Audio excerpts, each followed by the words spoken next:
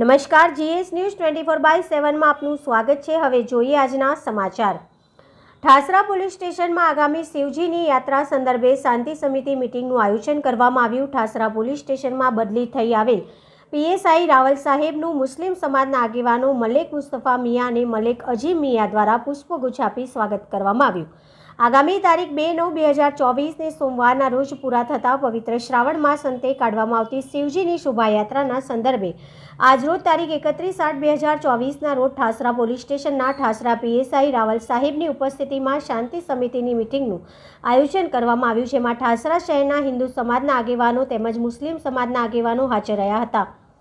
આ શિવજીની શોભાયાત્રામાં ગત વર્ષની જેમ કોઈ અનિચ્છનીય બનાવ ન બને તે બાબતે તમામ આગેવાનોનું ધ્યાન દોરવામાં આવ્યું હતું, તેમજ દરેક ધર્મની આસ્થા અને મહત્વ સમજાવ્યું હતું। આ શોભાયાત્રા ભાઈચારા સાથે તેમની કોમી એકતા સાથે પૂર્ણ થાય તે બાબતે ઠાસરા શહેર પીએસઆઈ દ્વારા કહેવામાં આવી હતી, તેમજ કોઈ અફવા જેવી બાબત જણાય તો તુરંત ઠાસરા પોલીસ સ્ટેશનમાં જાણ કરવામાં આવે એ વાત જણાવવામાં આવી હતી।